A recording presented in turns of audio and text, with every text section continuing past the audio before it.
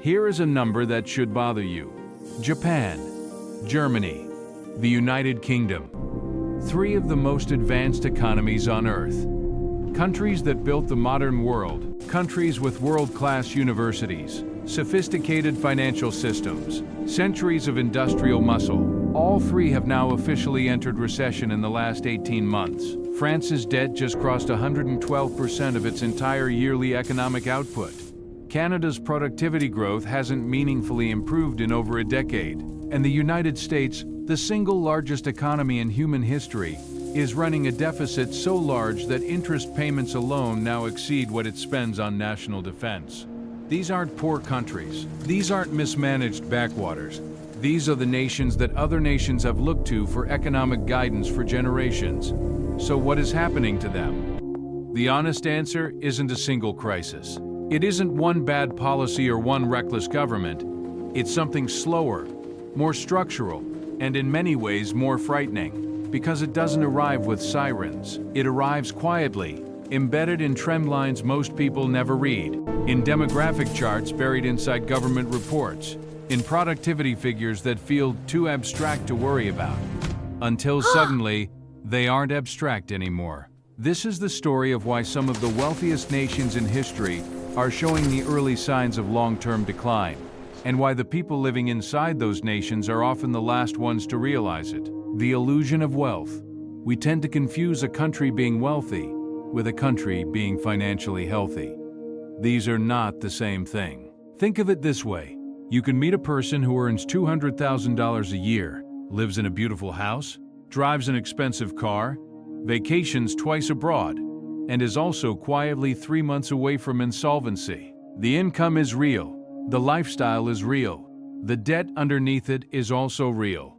Countries work the same way. For decades, rich nations have maintained the appearance of prosperity through a combination of debt-financed spending, rising asset prices, and the enormous economic tailwind of a growing workforce. When those forces are all working together, a country can look extraordinarily healthy even as the structural foundation quietly weakens. The tailwind is now turning into a headwind. Take demographic decline. In nearly every wealthy nation, Western Europe, Japan, South Korea, Canada, birth rates have been falling for decades. The populations are aging. The ratio of working adults to retired adults is shifting in ways that fundamentally change the arithmetic of a modern welfare state. In 1960, there were roughly 5 working-age people in the United States for every 1 person over the age of 65. Today, that ratio is closer to 3 to 1. By 2035, it approaches 2 to 1. Each working adult is being asked to support more and more of the system's overhead: pensions, healthcare, public services, while simultaneously dealing with higher costs of living and stagnating real wages. This isn't a speculation about the future, it's already happening. Germany's labor force has been shrinking for years. Japan has been living inside this demographic compression for longer than almost any other country. And it shows: decades of near-zero growth, deflationary pressure, a public debt load that makes every other major economy look cautious by comparison. The wealth is still there. The cracks are also there. Most people only see the debt machine and its silent cost. There is a mechanism that rich countries have used to delay the reckoning. It is elegant in the short term and potentially destabilizing in the long term. It is simply this: borrow when economies slow, when demographics tighten, when growth becomes harder to generate organically. Governments borrow to fill the gap. They borrow to fund pensions that current tax revenues can't fully cover.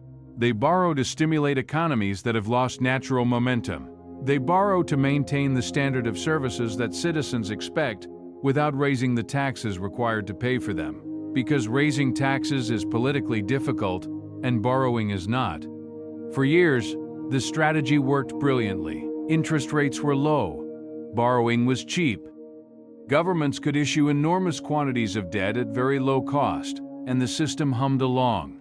Then came inflation. Then came rate hikes. Then came the bill. The United Kingdom is currently spending more on debt interest than it spends on its entire transportation infrastructure. The United States, as mentioned, now spends more servicing its debt than it does on defense, a category that itself consumes nearly $1 trillion annually. Italy has spent the better part of 3 decades with debt above 100% of GDP, and the cost of rolling that debt over at higher interest rates is now a structural drag on its budget every single year. What makes this particularly complicated is the compounding effect. High debt leads to high interest payments. High interest payments crowd out productive investment in infrastructure, in education, in research. Reduced productive investment leads to slower growth. Slower growth makes the debt harder to manage, which leads back to more borrowing. This is not a cycle you break easily.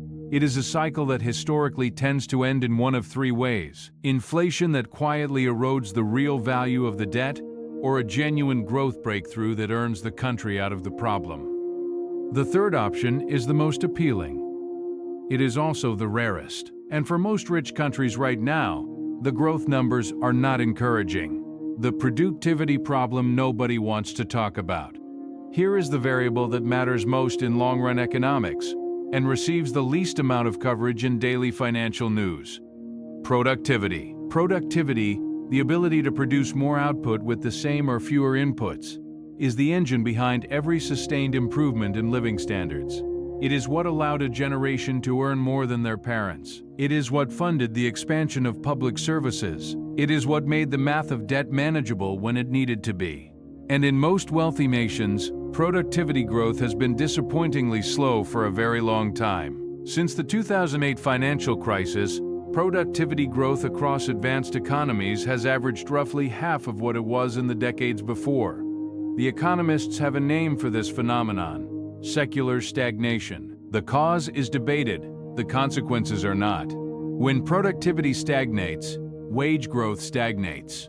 When wage growth stagnates, consumer spending slows. When spending slows, business investment falls. When investment falls, productivity stagnates further. You see the pattern. There is an argument, and it is a serious argument made by serious economists, that artificial intelligence and automation will break this cycle, that we are sitting at the edge of a productivity revolution that will generate growth on a scale not seen since electrification or the Industrial Revolution. That may turn out to be true. It is also worth noting that every technology era arrives with similar promises, and the translation from technological capability to broad economic productivity gain takes longer and proves messier than the initial optimism suggests. The internet was supposed to unleash a permanent productivity boom. For a brief period in the late 1990s, it appeared to do exactly that. Then it didn't. We should hope AI is different. But hope is not a balance sheet, the geography of divergence. What makes this era particularly unusual is that the decline is not happening uniformly.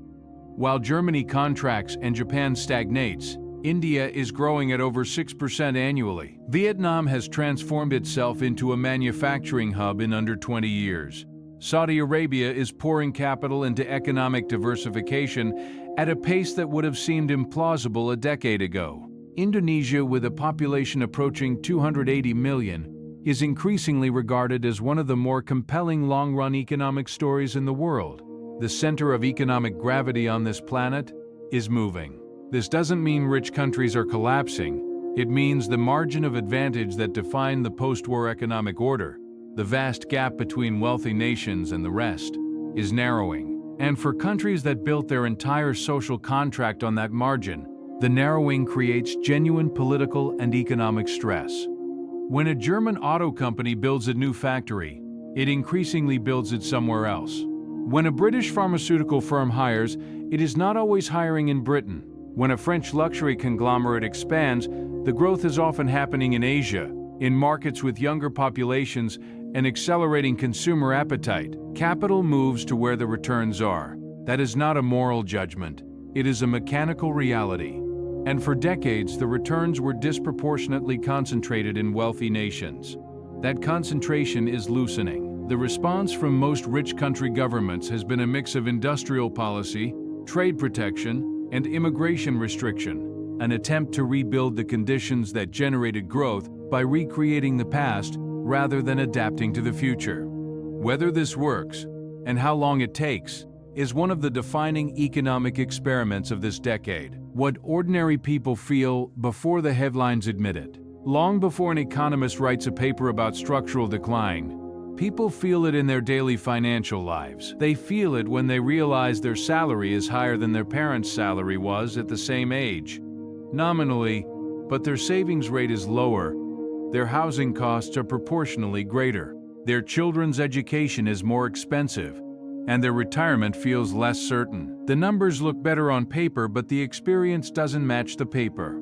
This gap between nominal wealth and felt prosperity is one of the defining economic tensions of this era in developed countries. In the United States, real median household wealth has grown substantially over the past 30 years, but nearly all of that growth has been concentrated in the upper half of the distribution, and within that, disproportionately in the top 10%. The median worker in 2025 does not feel meaningfully richer than the median worker in 1995. In many respects, housing affordability, healthcare cost as a share of income, educational debt, they feel poorer. Britain has experienced the longest sustained period of real wage stagnation since Napoleonic times. That is not a dramatic metaphor. That is a data point from the Resolution Foundation, one of the country's most respected economic research organizations. The economic model that sustained the post-war prosperity of rich nations was built on three pillars: growing populations, rising productivity, and an expanding global order favorable to Western trade. Two of those three pillars are wobbling. The third is actively contested. The feeling of economic unease that has dominated the politics of most wealthy nations for the past decade is not irrational. It is not manufactured by populists, though populists have certainly amplified it. It is the accurate read of a structural shift that the official data confirms, once you know where to look. Is this decline or transition? Here is where the honest analysis requires precision, because there is a meaningful difference between decline and transition, and conflating the two leads to bad thinking. Decline implies a direction, downward, irreversible, terminal. Transition implies a change in form, difficult, disorienting, but potentially leading somewhere new. The evidence suggests wealthy nations are experiencing a transition, but transitions are not painless, and their outcome is not predetermined. Countries that navigate them well come out the other side having rebuilt around new strengths. Countries that spend the transition period in political paralysis, fighting over how to distribute a shrinking pie rather than how to grow a new one, tend to fall further behind. There are reasons for cautious optimism. Several wealthy nations have shown real adaptability. The United States, despite all its structural stress, remains the dominant hub for technological innovation, venture capital, and research output. Canada, despite its productivity problem, has a functioning immigration system and an abundance of natural resources that will matter considerably in a decarbonizing world. The Scandinavian nations have managed aging demographics with more sophistication than almost anyone else, partly through immigration, partly through labor market flexibility, partly through early and serious investment in education. These are not nothing, but they are also not sufficient to dismiss the underlying trends. The fiscal math in most wealthy nations is not self-correcting. The demographic compression is not reversing. The productivity puzzle is not solved. And the geopolitical environment that made debt finance growth feel safe and sustainable, stable institutions, predictable trade flows, U.S. dollar dominance is under more stress than at any point since the Cold War ended. The countries that come out of this era intact will be the ones that made genuinely difficult structural decisions. Reformed pension systems, before the demographic crisis made reform impossible, invested in productivity-enhancing infrastructure during the window when borrowing costs allowed it, built immigration systems intelligent enough to replenish aging workforces without shredding social cohesion. That is a short list of very hard things. Most political systems are not naturally suited to doing hard things before those things become urgent emergencies. The wealth of nations is not a permanent condition. It is an outcome. produced by a set of circumstances, policies, demographics, and choices that can shift. The Roman Empire was the world's richest and most sophisticated civilization for centuries. So was the Ottoman Empire at its peak. The wealth was real, the decline was also real, and in almost every case, it was visible long before it was acknowledged. Embedded in debt ratios, population data, and productivity figures that were available to anyone paying careful attention. The rich countries of today are not Rome. They have more tools, more institutional knowledge, more accumulated capital than any civilization that preceded them. The question is not whether they have the resources to adapt. The question is whether they have the political will to use them. That question does not have a comfortable answer right now. And the uncomfortable ones, the ones that linger, are usually the ones worth sitting with.